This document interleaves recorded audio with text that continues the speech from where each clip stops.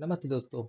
आज हम conciliation proceedings के कुछ इंपॉर्टेंट एलिमेंट्स पर बात करेंगे, जैसे कि इंफॉर्मेशन डिस्क्लोजर, पार्टीज की कोऑपरेशन और सेटलमेंट एग्रीमेंट। चलिए शुरू करते हैं। Disclosure of information.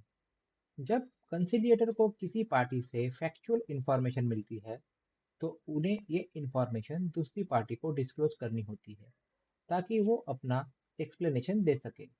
लेकिन अगर किसी पार्टी ने इंफॉर्मेशन को कॉन्फिडेंशियल रखने की कंडीशन दी है, तो कंसिलिएटर उस इंफॉर्मेशन को डिस्क्लोज नहीं कर सकते। Cooperation of party with conciliator. Parties को कंसिलिएटर के साथ अच्छे से कोऑपरेट करना होता है। ये कोऑपरेशन उनकी तरफ से रिटर्न मटेरियल, एविडेंस और मीटिंग्स के लिए रिक्वेस्ट पर कंप्लाई करने के रूप में होता है। इससे प्रोसेस स्मूथ होती है और डिस्प्यूट्स को सुलझाना आसान होता है। Suggestions for settlements. हर पार्टी कंसिलेटर को अपनी तरफ से सेटलमेंट के लिए सजेशन दे सकती है। ये सजेशंस या तो उनकी तरफ से खुद की इनिशिएटिव पर हो सकते हैं या फिर कंसिलिएटर के इनविटेशन पर। इससे पार्टीज के बीच डायलॉग प्रमोट होता है। Settlement agreement. जब कंसिलिएटर को लगता है कि सेटलमेंट के लिए कुछ एलिमेंट्स है, तो वो उनके टर्म्स को फॉर्मुलेट करते हैं और पार्टीज को उनकी ऑब्जर्वेशंस के लिए भेजते हैं। अगर पार्टीज एग्रीमेंट पर पहुंचती है, तो वो एक रिटर्न सेटलमेंट एग्रीमेंट साइन करते हैं, जो फाइनल और बाइंडिंग होता है। Status and effect of settlement agreement. Settlement agreement का स्टेटस वैसे ही होता है जैसे एक आर्बिट्रर अवार्ड का होता है। इसका मतलब है कि ये इन्फोर्सेबल होता है और इससे पार्टीज को अपने राइट्स और ऑब्लिगेशंस को पूरा करने में मदद मिलती है। कॉन्फिडेंशियलिटी इन कंसिलिएशन। कंसिलिएशन प्रोसीडिंग्स के दौरान कॉन्फिडेंशियलिटी बहुत जरूरी है।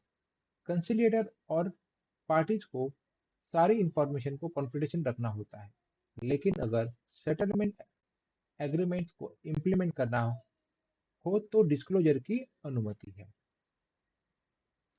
Termination of conciliation proceedings.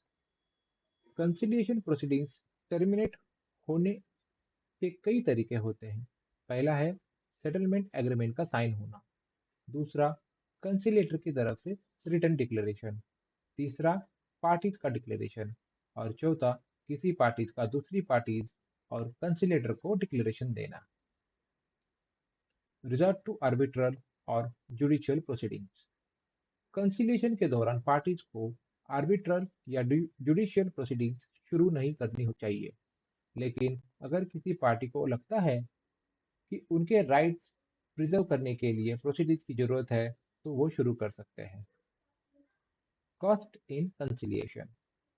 Conciliation proceedings के खत्म होने पर कंसिलिएटर कॉस्ट को फिक्स करते हैं। इस कॉस्ट में कंसिलिएटर की फीस, एक्सपेंस और दूसरे रीजनेबल कॉस्ट शामिल होते हैं। ये कॉस्ट आमतौर पर पार्टीज द्वारा बराबर बांटी जाती है, जब तक सेटलमेंट एग्रीमेंट में कुछ और नहीं कहा गया हो। Important case laws. अब हम कुछ इंपॉर्टेंट केस लॉज पर नजर डालेंगे। पहला केस है state of Madhya Pradesh versus Narmada बचाओ आंदोलन, जिसमें कॉन्फिडेंशियलिटी के रोल पर बात की गई है। दूसरा केस है Shri Chamundi mopeds limited versus church of south India trust association, जिसमें कंसिलेशन प्रोसेस के दौरान कोऑपरेशन की इंपॉर्टेंस को हाईलाइट किया गया है। तो दोस्तों, आज हमने कंसिलेशन के इंपॉर्टेंट एलिमेंट पर बात की, जिसमें disclosure, cooperation, settlement agreement, confidentiality और कॉस्ट शामिल है। ये सब पॉइंट समझना आपके लीगल प्रोटेक्शन के लिए काफी जरूरी है।